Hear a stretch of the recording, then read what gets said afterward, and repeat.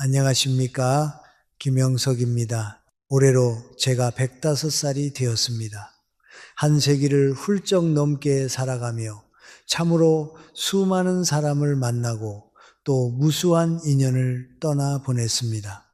105년이라는 그 길고 긴 세월을 살아오면서 제가 뼈저리게 깨달은 아주 아프고도 분명한 진리가 하나 있습니다. 그것은 바로 아무리 오래 알고 지낸 사이라 할지라도 그 모든 관계가 우리의 남은 삶에 선한 가치를 더해 주는 것은 아니라는 사실입니다.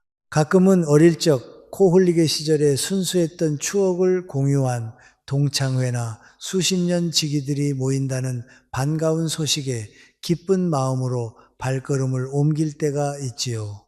하지만 어떤 모임은 문을 열고 들어서는 그 짧은 찰나에 이곳은 이제 내가 머물 자리가 아니구나 하고 직감하게 됩니다. 공기 중에 떠도는 사람들의 눈빛과 오가는 말의 온도만으로도 그것을 단번에 알 수 있습니다. 그럴 때 저는 주저하지 않고 조용히 등을 돌려 그 자리를 빠져나오곤 했습니다.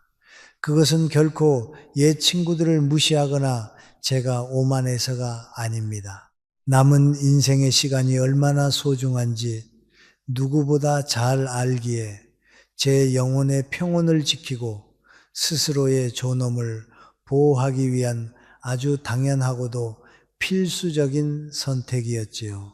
화면 너머에서 이 영상을 보고 계신 여러분은 어떠신가요? 혹시 동창회나 지인들과의 시끌벅적한 모임이 끝난 뒤 무거운 발걸음으로 집으로 돌아와 텅 빈 방에 홀로 누워본 적이 있으십니까? 이마에 손을 얹고 어두운 천장을 바라보며 알 수 없는 깊은 공허함과 뼛속까지 스며드는 피로감에 시달렸던 밤을 기억하십니까? 분명 반가운 얼굴들을 만나 웃으며 인사를 나누러 갔는데 돌아오는 길엔 왠지 모를 열등감에 사로잡히거나 가슴 한구석에서 차가운 분노와 씁쓸함이 치밀어 오르는 경험을 해 보셨을 겁니다. 그러다 결국 어둠 속에서 이런 자조 섞인 질문을 스스로에게 던지게 되지요. 나는 도대체 무엇을 위해 그 황금 같은 3시간을 그곳에 앉아 허비한 것일까? 아무런 의미도 없는 영혼이 텅 빈 그들의 자랑과 남을 깎아내리는 녹두리를 듣기 위해 내게 남은 이 귀중한 인생의 일부를 낭비한 것은 아닐까 하고 말입니다. 여러분, 모임 후에 여러분이 느끼셨던 그 지독한 허탈함은 결코 여러분이 예민하거나 속이 좁아서 생기는 감정이 아닙니다. 그것은 여러분의 맑은 영혼이 위험을 감지하고 뇌리에 보내는 아주 강력한 경고 신호입니다. 그래서 오늘 저는 이 긴 영상을 통해 여러분과 아주 깊고 진지한 인생의 대화를 나누어 보려 합니다. 일제강점기에 암울했던 시절과 해방의 기쁨, 참혹했던 전쟁과 현대사회의 눈부신 격변까지 한 시대의 온갖 부침을 두 눈으로 직접 목격하며 살아온 늙은 철학자의 경험을 빌려 여러분께 꼭 당부해 드리고 싶은 이야기가 있습니다. 바로 동창회라는 침묵의 이름 아래 모인 자리에서 여러분의 귀한 생명 에너지를 서서히 갉아먹고 나아가 여러분의 삶에 깃들어야 할 재물과 복의 기운마저 암암리에 완전히 빼앗아가는 3가지 유형의 사람에 대한 이야기입니다. 이들의 특징을 정확히 알아보고 내 영혼이 다치기 전에 미련 없이 그 자리를 털고 일어날 수 있는 용기를 갖게 된다면 여러분의 남은 삶은 과연 어떻게 변하게 될까요? 어지러운 타인의 잣대에서 벗어난 여러분의 내면은 세상 그 무엇과도 바꿀 수 없는 단단하고 깊은 평화를 얻게 될 것입니다. 그리고 그 맑고 고요한 마음의 빈자리에는 인생의 후반부에 마땅히 누려야 할 진정한 축복과 지혜 그리고 풍요로움이 자연스럽게 스며들게 될 것입니다. 자, 그렇다면 우리의 소중한 노년을 위해 결코 곁에 두지 말아야 할 그 세 가지 유형의 사람들은 과연 어떤 이들일까요? 지금부터 저와 함께 그 깊은 삶의 지혜를 하나씩 찬찬히 짚어보시지요. 첫 번째로 우리가 곁에 두지 말아야 할 그리고 그 자리를 즉시 떠나야 마땅한 유형의 사람은 바로 물질적인 잣대를 들이밀며 타인의 삶의 무게를 함부로 재단하고 평가하는 사람입니다. 우리는 흔히 이런 사람들을 가리켜 자랑하기 좋아하고 남과 끊임없이 비교하기를 즐기는 사람이라고 부르지요. 여러분, 수십 년의 세월을 건너뛰어 오랜만에 옛 벗들을 만나는 동창회나 지인들의 모임이 가지는 본래의 숭고한 의미가 무엇이라고 생각하십니까? 그것은 각자의 자리에서 치열하게 혹은 눈물 겹도록 묵묵히 살아낸 서로의 주름진 얼굴과 거칠어진 손을 바라보며 그동안 참으로 애썼다. 이렇게 무사히 살아주어 정말 고맙다며 따뜻한 위로와 깊은 연민을 나누는 영혼의 안식처가 되어야 마땅합니다. 그러나 안타깝게도 어떤 이들은 그 소중한 추억이 깃든 식탁을 오직 자신의 부와 사회적 지위 그리고 자식들의 세속적인 성공을 전시하고 증명해내려는 아주 차갑고도 매정한 동무대로 변질시켜버립니다. 은연중에 자신보다 덜 가진 자들을 내려다보며 묘한 우월감을 즐기는 것이지요. 오랜 세월 철학자의 시선으로 인간의 깊은 내면을 들여다보면서 제가 깨달은 바가 있습니다. 이토록 끊임없이 자신의 물질적 성취를 과시하려는 욕망의 가장 깊은 뿌리에는 참으로 역설적이게도 그 사람 영혼의 지독한 빈곤함이 자리 잡고 있다는 사실입니다. 인간은 자신의 내면의 확고한 삶의 철학이나 어떤 시련에도 흔들리지 않는 굳건한 가치관이 세워져 있지 않을 때 몹시도 불안해집니다. 그 텅 빈 내면의 불안감을 감추고 세상으로부터 어떻게든 자신이 가치 있는 존재임을 인정받기 위해 결국 눈에 보이는 화려한 물질의 껍데기에 필사적으로 매달리게 되는 것입니다. 내가 이만큼의 재산을 가졌고 이런 지위에 올랐으니 나는 너희보다 훨씬 우월하고 성공한 인생이다라는 얄팍한 환상 속에서 스스로의 존재 이유를 확인하려 드는 참으로 안타깝고도 가여운 방황의 모습일 뿐입니다. 여기서 여러분이 반드시 마음 깊이 새겨야 할 가장 중요한 철학적 진실이 하나 있습니다. 누군가의 그러한 오만한 과시와 물질적인 자랑을 들으며 여러분의 마음이 상하거나 깊은 상처를 받고 위축된다면 그것은 무의식 중에 타인의 삐뚤어지고 병든 잣대를 고스란히 가져와 여러분 자신의 귀하고 존엄한 생명을 스스로 깎아내리고 평가하는 크나큰 실수를 범하는 것입니다. 여러분이 숱한 밤을 지새우며 흘린 땀방울과 정직하게 살아온 세월, 그 고귀한 삶의 흔적들은 결코 강남의 몇 평짜리 아파트나 은행의 잔고 따위로 가볍게 측정될 수 있는 것이 아닙니다. 제가 100년이 훌쩍 넘는 세월을 살아오며 지켜본 수많은 모임 중에서도 유독 제 뇌리에 아주 씁쓸하고 아프게 남아있는 한 장면이 있습니다. 아주 오래전 저 역시 동창회에 참석했던 어느 늦은 가을날의 일이었습니다. 그 시절 흙먼지 날리는 운동장을 함께 뛰놀던 친구들이 어느덧 머리가 희끗희끗해진 노년이 되어 한자리에 모였지요.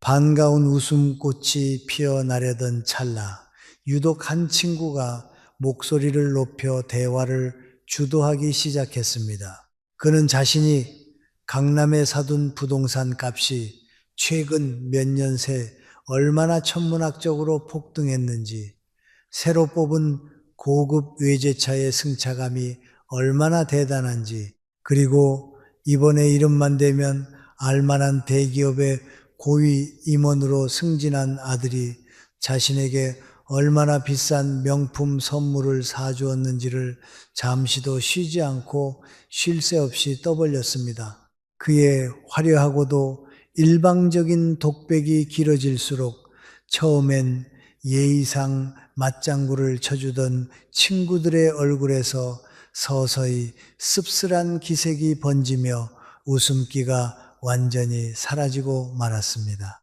평생을 누구보다 성실하고 정직하게 일했지만 시대의 풍파 속에서 여전히 작은 전셋집을 면치 못했던 친구, 오랜 지병으로 병든 아내를 홀로 돌보며 힘겹고 고단한 노후의 하루하루를 버텨내고 있던 또 다른 친구는 결국 아무런 말도 꺼내지 못한 채 묵묵히 고개를 푹 숙이고 식은 밥만 억지로 삼키고 있었습니다.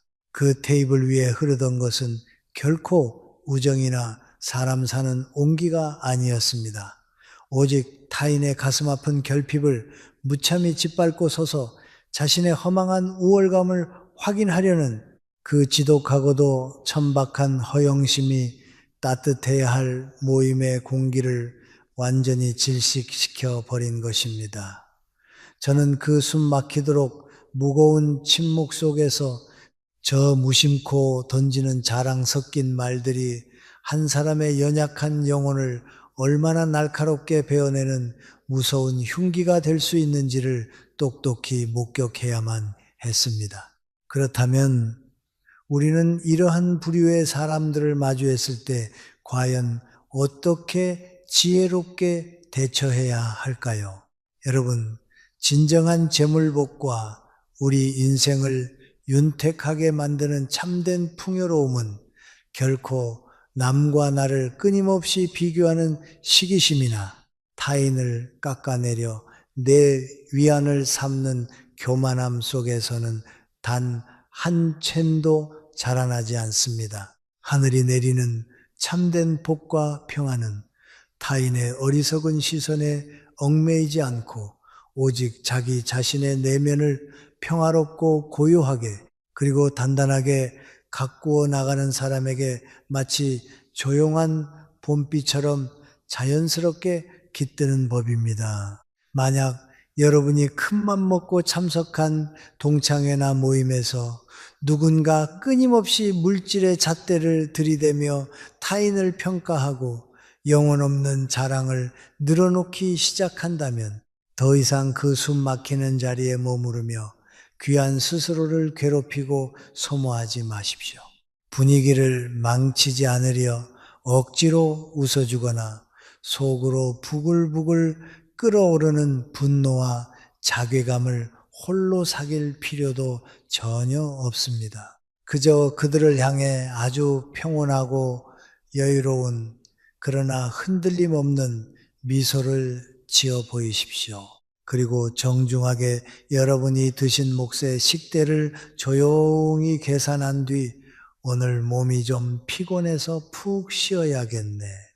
먼저 일어날게 라며 부드럽지만 아주 단호하게 그 자리를 빠져나오시길 바랍니다. 그 모임의 문을 열고 밖으로 나서는 바로 그 순간 여러분은 여러분의 맑고 고귀한 정신을 끔찍하게 오염시키려 했던 독성 강한 비교의 에너지로부터 스스로를 완벽하게 지켜낸 승리자가 되는 것입니다. 타인의 얄팍한 잣대에 결코 휘둘리지 않고 오롯이 내 삶의 주인이 되어 밤하늘의 별빛 아래를 당당히 걸어 나오는 그 고독하지만 의연한 발걸음, 그것이야말로 여러분의 남은 노년을 더욱 우아하고 품격 있게, 그리고 진정으로 풍요롭고 평안하게 만들어주는 가장 위대하고 지혜로운 용기입니다.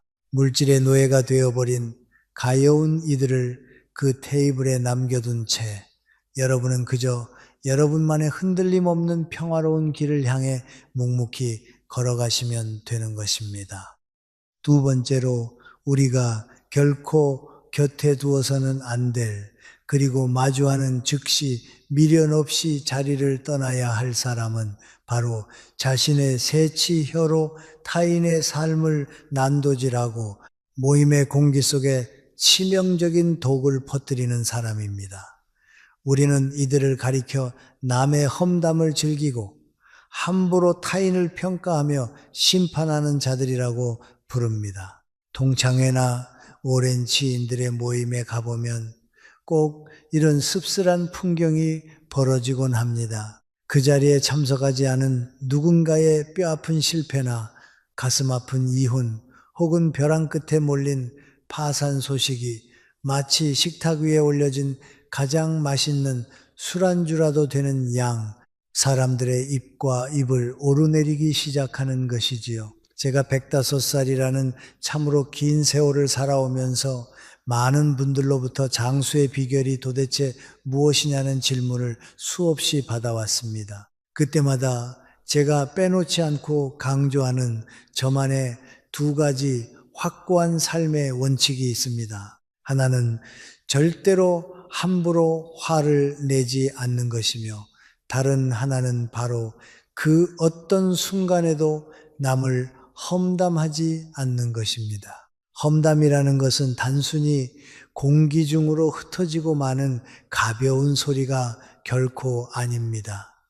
우리가 내뱉는 모든 말에는 저마다의 강력한 파장과 에너지가 깃들어 있습니다. 타인을 향해 악의적인 비난과 조롱의 말을 내뱉을 때 그 날카로운 독설은 험담의 대상이 된 사람에게 닿기 전에 먼저 그 말을 입에 담은 사람 자신의 영혼을 무참히 썩게 만듭니다. 여기서 여러분이 반드시 마음 깊이 명심하셔야 할 아주 무서운 철학적 진실이 하나 있습니다. 누군가 타인의 험담을 늘어놓을 때 여러분이 비록 그 이야기에 적극적으로 동조하거나 말을 보태지 않고 그저 가만히 앉아 고개를 끄덕이며 듣고만 있었다 할지라도 여러분은 이미 그 치명적인 독기운을 온몸으로 깊숙이 들이마시고 있는 것과 같습니다.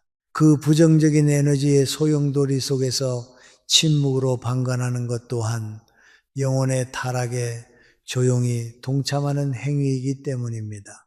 무엇보다 가장 두려운 사실은 오늘 여러분의 눈앞에서 그 자리에 없는 친구의 등 뒤에 무자비하게 비수를 꽂으며 험담을 일삼는 그 사람은 내일 여러분이 그 자리에 없을 때 반드시 여러분의 등 뒤에서도 똑같은 짓을 저지를 것이라는 아주 명백한 이치입니다. 우리가 흔히 참석하는 술자리나 모임에서 군중 심리가 어떻게 작동하는지 한번 아주 자세히 들여다보시죠.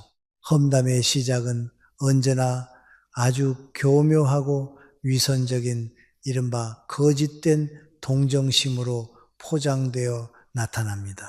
아이고, 김서방 요즘 사업이 다 망해서 길거리에 나앉게 생겼다며? 참으로 안 됐어. 어쩌다 그 지경이 되었는지 몰라. 이렇게 누군가 혀를 끓게 차며 불쌍히 여기는 척 운을 띄웁니다. 하지만 그 가증스러운 위선의 막이 거치는 데는 그리 오랜 시간이 걸리지 않습니다. 동정심을 가장했던 대화는 순식간에 날카로운 수술칼이 되어 한 사람의 처절한 인생을 갈기갈기 찢어놓는 잔인한 해부의 시간으로 돌변합니다. 네, 그럴 줄 알았어. 평소에 씀씀이가 해프고 교만하더니 결국 천벌을 받은 거지. 부인하고도 이혼 도장을 찍었다지 아마. 그 여자도 참다 참다 도망간 게 뻔해. 라며 확인되지 않은 소문과 악의적인 편견들이 눈덩이처럼 불어나기 시작합니다. 이러한 군중의 심리 밑바닥에는 타인의 비극과 불행을 바라보며 남몰래 짜릿한 안도감을 느끼는 인간의 가장 추악하고 본능적인 감정인 샤덴프로이드, 즉 타인의 고통을 즐기는 병적인 심리가 짙게 깔려 있습니다. 그들은 자신들의 무료하고 보잘것없는 일상에서 잠시나마 벗어나기 위해 누군가의 처절한 불행을 제물로 삼아 그래도 나는 저 사람보다는 훨씬 나은 삶을 살고 있구나 라는 비겁한 위안을 얻으려 하는 것입니다. 저는 감히 단언하건대 타인의 찢어지는 고통 앞에서 이토록 잔인하게 미소 짓고 희열을 느끼는 이러한 행위야말로 인간이 맺고 살아가는 모든 관계의 뿌리를 송두리째 썩게 만드는 가장 끔찍한 관계의 암세포라고 부르고 싶습니다. 그렇다면 이렇게 도끼 품은 말들이 난무하는 테이블에 앉아 있을 때 우리는 지혜롭게 어떻게 대처해야만 할까요? 만약 대화의 주제가 그 자리에 없는 누군가의 가슴 아픈 사생활을 무례하게 들춰내고 확인되지 않은 소문으로 타인을 조롱하는 방향으로 걷잡을 수 없이 흘러간다면 여러분은 절대 그 더러운 흙탕물 속에 함께 발을 담그고 있어서는 안 됩니다. 가장 좋은 방법은 여러분이 먼저 용기를 내어 정중하지만 단호하게 대화의 흐름을 끊어내는 것입니다. 우리 오랜만에 만났는데 그 자리에 없는 사람의 아픈 이야기는 그만두고 우리 각자 즐거웠던 추억이나 앞으로의 계획에 대해 이야기하는 게 어떨까라고 부드럽게 화제를 돌려보십시오. 하지만 군중의 관계에 휩싸인 사람들이 이미 남의 불행을 물어뜯는 쾌감에 깊이 중독되어 여러분의 고상한 제안을 무시한다면 그때는 더 이상 그곳에 단 1초도 머무를 이유가 없습니다. 조용히 자리에서 일어나 화장실에 잠시 다녀오겠습니다 라며 그 탁하고 숨막히는 공간을 빠져나오십시오. 세면대의 맑은 물에 손을 씻어내듯 그들의 입에서 뿜어져 나온 더러운 오물과도 같은 말들로부터 여러분의 마음을 깨끗이 씻어내시길 바랍니다. 그리고는 다시 그 테이블로 돌아가지 마시고 적당한 핑계를 대어 곧바로 모임 장소 밖으로 걸어 나오십시오. 그것은 결코 현실을 회피하거나 도망치는 비겁한 행동이 아닙니다. 세상이 무책임하게 쏟아내는 온갖 쓰레기 같은 말들로부터 여러분의 소중한 청각을 보호하고 나아가 여러분의 가장 깊고 순결한 내면의 평화를 굳건히 지켜내는 참으로 용기 있고 지혜로운 결단입니다. 남을 헐뜯는 탁한 공기를 뒤로 하고 밖으로 나와 밤 공기를 깊이 들이마실 때 여러분의 심연은 비로소 자유로움을 느끼고 맑게 정화될 것입니다. 여러분의 귀는 세상의 아름다운 음악과 자연의 속삭임 그리고 사랑하는 이들의 따뜻한 진심을 담아내기에도 턱없이 부족하고 아까운 기관입니다. 그런 귀중한 곳에 타인을 저주하고 조롱하는 독극물을 쏟아붓도록 방치하지 마십시오. 악의적인 험담이 끊이지 않는 무리에서 스스로를 철저히 격리시키는 것, 그것이 바로 혼탁한 세상 속에서도 맑고 청아한 영혼의 향기를 잃지 않고 100년의 세월을 평안하고 건강하게 살아갈 수 있는 저만의 가장 강력한 생존의 철학이자 삶의 지혜임을 거듭 강조하고 싶습니다. 세 번째로 우리가 곁에 두지 말아야 할, 그리고 동창회나 모임에서 마주쳤을 때 미련 없이 거리를 두고 조용히 빠져나와야 할 사람은 바로 스스로를 늙음과 과거의 시간 속에 무참히 생매장해 버리는 사람, 즉 삶을 너무 일찍 포기하고 매사를 부정적으로만 바라보는 이들입니다. 우리는 흔히 이들을 가리켜 과거의 향수에 갇혀 성장을 멈춘 자, 혹은 무기력과 탄식으로 주변의 공기마저 무겁게 짓누르는 사람들이라고 부릅니다. 여러분, 수십 년 만에 만난 동창의 자리를 한번 찬찬히 떠올려 보십시오. 모임 한 구석에는 반드시 이런 분들이 자리하고 있습니다. 그들은 입버릇처럼 이렇게 탄식하곤 하지요. 이제 다 늙어서 머리도 안 돌아가는데 새로운 걸 배워서 무슨 소용이 있겠어. 내 인생의 좋은 시절은 이미 다 지나갔고 이제 남은 건 그저 아프지 않고 죽을 날만 기다리는 것뿐이지. 혹은 요즘 젊은 것들은 도무지 버릇이 없고 인내심이 부족해서 세상이 참 말세야 라며 끊임없이 과거의 잣대로 현재를 부정합니다. 이들은 새로운 생각이나 지식을 받아들이려 하지 않고 시대의 변화를 거부하며 오직 자신이 살아온 낡은 경험만이 유일한 정답이라고 고집을 부립니다. 이런 분이 테이블에 단 한 분이라도 계시면 그 자리는 마치 차가운 납덩이를 얹어놓은 것처럼 칙칙하고 무기력한 공기가 순식간에 내려앉게 됩니다. 그들의 입에서 끝없이 흘러나오는 짙은 한숨과 체념은 애써 불씨를 살려보려는 주변 사람들의 생기마저 차갑게 얼어붙게 만드는 무서운 전염력을 가지고 있습니다. 저는 100년이 훌쩍 넘는 긴 세월 동안 철학을 연구하고 인간의 삶을 깊이 성찰해 오면서 아주 확고하고도 변치 않는 진리 하나를 깨달았습니다. 인간의 육체는 시간의 흐름에 따라 자연스럽게 주름지고 쇠퇴할지 모르나 인간의 정신과 영혼은 결코 나이와 비례하여 늙어가는 것이 아니라는 사실입니다. 제 삶의 철학을 관통하는 가장 핵심적인 진실을 한 문장으로 줄이자면 바로 이것입니다. 인간은 물리적인 나이가 들어서 늙는 것이 아니라 스스로 늙었다고 생각하고 더 이상의 배움을 멈추는 바로 그 순간부터 진짜로 늙고 병들기 시작하는 것입니다. 많은 사람들이 은퇴를 기점으로 삶의 화려한 막을 내리려 하고 60대가 넘어가면 뒷방으로 물러나야 한다고 생각합니다. 하지만 제가 100년을 훌쩍 넘게 살아보고 온몸으로 부딪혀 얻어낸 결론은 전혀 다릅니다. 우리 인생에서 가장 찬란하고 아름답게 빛나는 진정한 황금기는 바로 60세부터 75세까지의 시간입니다.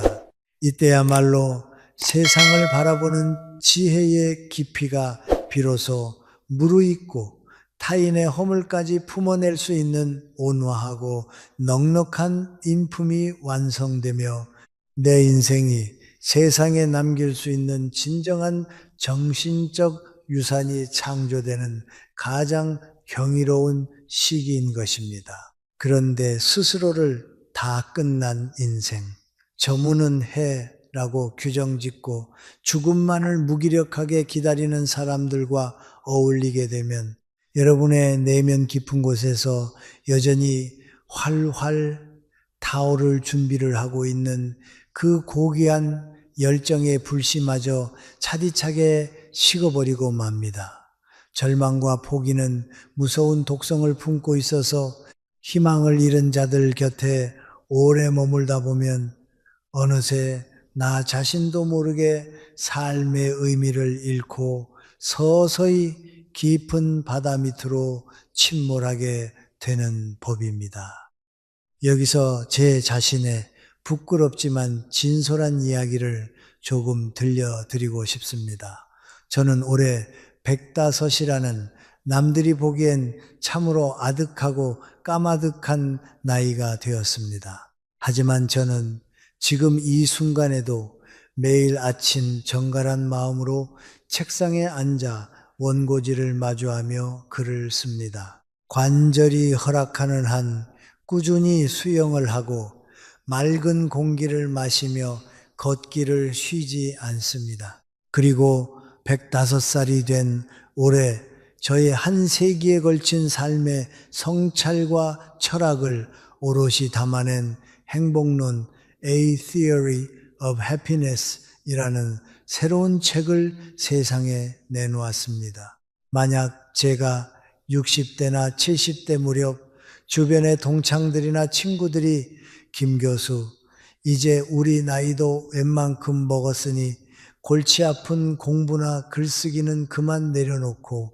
그저 편안하게 남은 여생이나 즐기며 쉬세나 하고 권유했을 때 그 달콤하고도 체념 섞인 유혹의 고개를 끄덕였다면 과연 어떻게 되었을까요? 감히 장담하건대 오늘날 105살의 현역 철학자로서 여러분 앞에 서 있는 김형석은 이 세상에 존재하지 않았을 것입니다. 저 역시 수십 년 전부터 옛 친구들이 모인 다방이나 찻집에서 오직 화려했던 과거의 영광만을 곱씹으며 늙음과 다가올 죽음에 대한 탄식과 한숨만을 내뱉는 무리들을 참으로 많이 보아왔습니다. 저는 그들의 짙은 무기력함과 정체된 에너지가 제 맑은 영혼을 서서히 잠식해 들어오는 것을 느낄 때면 결코 주저하지 않고 그 우울한 찻집의 테이블을 미련 없이 박차고 일어났습니다. 그리고는 조용히 하지만 아주 단호한 발걸음으로 도서관으로 혹은 제 서재로 돌아와 새로운 책을 펼쳐들고 배움의 길을 멈추지 않았습니다. 그것이 제가 100년의 세월을 넘어 지금까지도 지성을 잃지 않고 살아 숨쉬는 가장 강력한 비결입니다. 여러분, 우리에게 주어진 노년의 시간은 결코 남은 시간을 아무렇게나 허비하며 죽음의 순서를 기다리는 우울한 대기실이 아닙니다. 오히려 나라는 존재를 세상에서 가장 나답게 완성해 나가는 눈부시게 아름다운 인생이라는 예술 작품의 마지막 활용 점정을 찍는 참으로 숭고한 시간이어야만 합니다. 그러니 동창회나 모임에 나갔을 때 입만 열면 나이 타령을 하고 세상에 대한 불만과 자기 포기만을 늘어놓는 사람이 곁에 있다면 조금의 망설임도 없이 그 자리에서 조용히 벗어나십시오. 그 정체된 잿과 같은 부정적인 에너지로부터 스스로를 완벽하게 격리시키고 보호해야만 합니다. 대신 나이가 70이든 80이든 여전히 어린아이처럼 눈을 반짝이며 새로운 책을 읽고 배우기를 진심으로 즐거워하며 가슴 한구석에 조그맣고 따뜻한 꿈 하나를 소중히 간직하고 있는 사람들을 여러분의 곁에 두십시오. 세상에 대한 호기심을 잃지 않는 사람들, 나이에 굴복하지 않고 끊임없이 내면을 성장시키려는 맑은 영혼들과 교류할 때 여러분의 남은 생에는 한겨울에도 시들지 않는 푸른 상록수처럼 늘 청춘의 생기와 지혜로움을 잃지 않을 것입니다. 세월의 흐름에 따른 육체의 주름은 막을 길이 없으나 영혼의 주름은 우리가 어떤 사람을 곁에 두고 어떤 마음가짐으로 하루를 살아가느냐에 따라 얼마든지 막아낼 수 있다는 이 분명한 사실을 부디 가슴 깊이 새겨주시기를 간절한 마음으로 당부드립니다.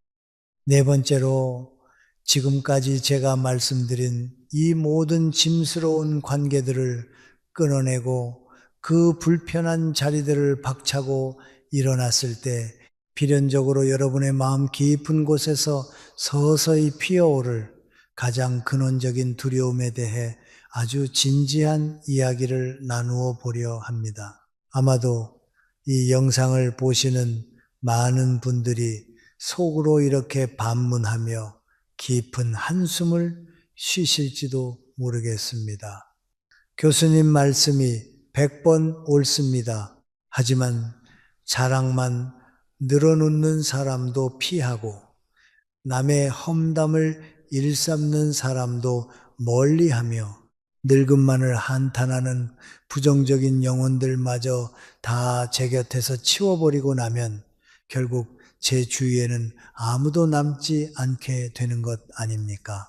나이가 들어서 찾아오는 그 끔찍하고 차가운 고독 속에 홀로 버려지는 것이 저는 너무나도 두렵습니다. 참으로 솔직하고도 지극히 인간적인 두려움입니다. 우리는 태어나면서부터 평생을 누군가와 연결되어 있고 무리 속에 속해 있어야만 비로소 안전하다고 믿도록 학습되어 왔으니까요. 하지만 여러분, 제가 반세기 전 세상에 내놓았던 저의 첫 책 고독이라는 병에서 깊이 다루었던 그 철학적 주제를 이 자리를 빌려 다시 한번 꺼내어 여러분의 얼어붙은 마음을 다독여 드리고 싶습니다. 세상 사람들이 그토록 두려워하며 피하고 싶어하는 고독이라는 감정에는 사실 완전히 상반된 두 가지의 얼굴이 존재합니다. 진정으로 우리 영혼을 병들게 하고 갉아먹는 무서운 불치병은 텅 빈 방에 나 홀로 고요히 앉아 있을 때 찾아오는 그 물리적인 혼자만의 시간이 결코 아닙니다. 인간이 느낄 수 있는 가장 끔찍하고 견디기 힘든 고통스러운 고독은 바로 나의 내면과 주파수가 전혀 맞지 않는 수십 명의 군중 속에 억지로 섞여 앉아 있을 때 느끼는 군중 속의 뼈저린 고독입니다. 내 영혼은 텅 비어가고 바짝바짝 타들어가는데 겉으로는 그들과 연결된 척하며 아무런 의미도 없는 얄팍한 말장난에 억지 웃음을 지어 보이고 영혼 없는 박수를 쳐야 할 때의 그 참담한 괴리감, 그것이야말로 우리의 존엄을 서서히 죽여가는 진짜 무서운 병입니다. 내 삶의 남은 시간이 얼마나 가치 있고 평온할지는 내가 얼마나 많은 사람을 알고 있느냐가 아니라 내가 맺고 있는 그 소수의 관계가 얼마나 맑고 깊은 질질을 가지고 있느냐에 전적으로 달려 있습니다. 제 지나온 105년이라는 길고도 아득한 세월의 기억을 가만히 더듬어 봅니다.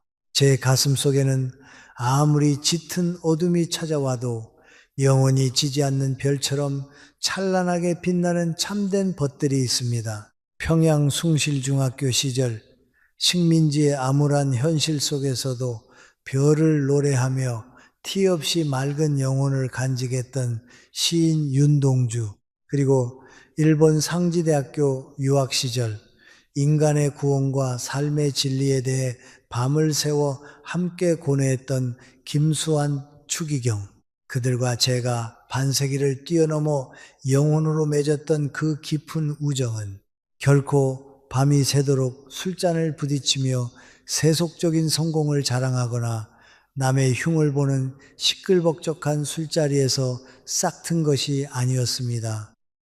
우리는 차가운 겨울밤, 인적 없는 고요한 길을 함께 천천히 거닐며 조국의 뼈아픈 미래와 인간의 존엄, 그리고 진정한 사랑과 영혼의 의미에 대해 가슴 밑바닥에서 끌어올린 깊은 대화를 나누었습니다. 서로의 영혼을 깊이 존경하고 상대방의 내면이 더 높고 순결한 곳으로 비상할 수 있도록 묵묵히 서로의 날개를 받쳐주는 관계.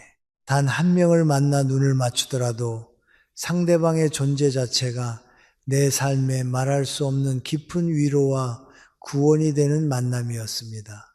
수십 명의 동창이 왁자지껄 모여 의미 없는 농담과 시기심을 찌르듯 주고받는 자리에 수백 번을 끌려나가는 것보다 내 영혼의 가장 깊은 슬픔까지 말없이 이해해주는 단 한 사람과의 고요한 차 한 잔이 우리 인생을 얼마나 눈부시게 구원하고 풍요롭게 만드는지 여러분은 아셔야 합니다. 그러니 여러분, 나이가 들수록 점점 더 인간관계의 미니멀리즘을 실천할 수 있는 굳건한 용기를 내셔야 합니다. 여러분의 가슴을 답답하게 만들고 길을 빨아먹는 무의미한 모임의 초대장이 날아온다면 예의를 갖추되 아주 단호하고 명확하게 거절하는 법을 배우십시오. 나를 잊지 않고 초대해 주어 참으로 고맙네. 하지만 요즘에 나는 조용히 나만의 시간을 가지며 내면을 돌보는 일이 필요해서 아쉽게도 참석하기 어렵겠네 라고 부드럽지만 흔들림 없는 선을 그으십시오. 그 모임에 나가지 않는다고 해서 그들이 여러분을 미워하거나 뒤에서 욕할까봐 두려워하지 마십시오. 설령 그들이 욕을 한다 해도 그것은 그들의 몫일 뿐 여러분의 맑은 영혼에는 아무런 흠집도 낼 수 없습니다. 그렇게 불필요한 인연들을 과감하게 잘라내고 나면 여러분에게는 외로운 고독이 찾아오는 것이 아니라 세상 그 무엇과도 바꿀 수 없는 눈부신 절대적 자유가 찾아옵니다. 남의 눈치를 보느라 허비했던 그 귀하고 맑은 시간에 차라리 집 근처의 고요한 숲길을 천천히 걸으며 위대한 자연과 깊은 대화를 나누십시오. 먼지가 쌓인 채 책장에 꽂혀있던 좋은 책을 조용히 꺼내어 펼치고 수백 년 전 시대를 살아간 위대한 철학자들과 깊고 지적인 우정을 나누십시오. 혹은 굳이 말이 없어도 내 마음을 온전히 이해해주는 단 한 명의 지기를 만나 진실하고 따뜻한 미소를 나누십시오. 가짜 관계의 썩은 가지들을 과감히 쳐낼 때 비로소 여러분 인생이라는 나무의 본줄기가 하늘을 향해 더 굵고 튼튼하게 그리고 한없이 평화롭고 찬란하게 자라날 수 있다는 이 깊은 삶의 진리를 부디 잊지 마시기를 간절히 바랍니다. 타인에게서 벗어나 오롯이 나 자신과 독대할 수 있는 사람만이 인생의 마지막 순간까지 가장 품격 있고 우아하게 살아갈 수 있는 법입니다. 이제 기나긴 이야기를 서서히 갈무리할 시간이 된 것 같습니다. 여러분, 동창회나 옛 지인들의 모임 그 자체가 본질적으로 나쁘거나 어떤 큰 죄가 있는 것은 결코 아닙니다. 오히려 어린 시절에 티 없이 순수했던 벗들과 추억을 나누는 자리는 때때로 팍팍한 우리 삶을 따뜻하게 덮여주는 향기로운 한 잔의 차와도 같지요. 진정한 문제는 그 모임에 대해 우리가 속으로 품고 있는 환상과도 같은 어긋난 기대감, 그리고 내 영혼의 고결한 결에 전혀 맞지 않는 사람들과 억지로 한 테이블에 마주 앉아 스스로를 고문하고 혹사시키는 우리의 연약하고도 타성적인 마음에 있습니다. 부디 오늘 이 늙은이가 당부드린 말씀을 가슴 가장 깊은 곳에 단단히 명심해 주십시오. 얄팍한 물질과 세속의 잣대를 들이밀며 타인의 귀한 인생을 함부로 재단하고 과시하는 사람, 예리하고 차가운 새치혀로 그 자리에 없는 타인의 아픔을 난도질하며 모임의 공기에 치명적인 독을 퍼뜨리는 사람, 그리고 오직 과거의 영광과 후회에만 갇혀 매사를 부정적으로 바라보며 스스로의 늙음을 무기력하게 재촉하는 사람, 여러분은 남은 인생의 평화를 위해 이 세 부류의 사람들과는 그 어떤 헛된 미련도 두지 말고 아주 단호하고 과감하게 거리를 두어야만 합니다. 잘못된 식탁에 앉아 있다는 것을 깨달은 즉시 그 자리를 미련 없이 떠나는 것은 결코 무례함이 아니라 스스로에 대한 가장 위대한 존중입니다. 우리에게 허락된 인생이라는 이 소중한 시간은 이렇듯 내 영혼을 서서히 갉아먹는 유해하고 탁한 관계들을 억지 웃음으로 참아내며 견디기에는 참으로 안타깝도록 짧고 덧없습니다. 그러나 동시에 바로 지금 이 순간부터 타인의 어리석은 시선에서 완전히 벗어나 오직 나 자신의 고귀한 내면을 돌보며 지혜롭고 깊은 평안이 깃든 삶을 새롭게 시작하기에는 여전히 눈부시게 충분하고도 긴 시간입니다. 앞으로 남은 여러분의 생애 동안 부디 그 마음을 깊은 산사의 고요한 우물처럼 한없이 맑고 투명하게 지켜내십시오. 세상의 어지러운 시비와 덧없는 험담에 결코 영혼을 내어주지 마시고 그 어떤 억울한 순간에도 타인을 향해 함부로 분노의 불길을 일으켜 내면의 평화를 스스로 깨뜨리지 마십시오. 이 맑고 고요한 평정심이야말로 제가 105년이라는 험난한 세월을 온몸으로 관통하며 뼈저리게 깨달은 병치레 없이 건강하게 장수하는 가장 확실하고도 유일한 비결입니다. 나아가 여러분의 텅 빈 맑은 마음자리로 우주의 가장 크고 놀라운 축복과 재물의 기운을 자연스럽게 끌어당기는 궁극의 지혜인 것입니다. 오늘 이 늙은 철학자의 길고 느릿한 이야기가 화면 너머에 계신 여러분의 지친 영혼 한 구석에 작은아마 따뜻한 위로와 세상을 새롭게 살아갈 깊은 울림으로 가닿았기를 간절히 소망합니다. 만약 그러하셨다면 잊지 마시고 구독과 좋아요를 조용히 눌러주시고 여러분이 진심으로 아끼고 사랑하여 맑은 길을 함께 걷고 싶은 소중한 분들과 이 영상을 널리 나누어 주시기를 정중히 부탁드립니다. 혹시 여러분도 지난날 동창회나 모임에서 제가 오늘 말씀드린 이런 안타까운 유형의 사람들을 직접 마주하고 깊은 상처를 받으신 적이 있으신가요? 여러분이 삶의 현장에서 겪으신 생생한 경험과 가슴 속에 담아두었던 진솔한 이야기들을 아래 댓글로 남겨주신다면 저 역시 돋보기를 고쳐 쓰고 하나하나 깊이 성찰하며 참으로 감사한 마음으로 읽어보겠습니다. 오늘 이토록 긴 시간 동안 부족한 저의 이야기에 끝까지 귀를 기울여 주시고 여러분 인생의 가장 귀한 시간을 기꺼이 내어주셔서 진심으로 참으로 고맙습니다. 늘 평안하십시오.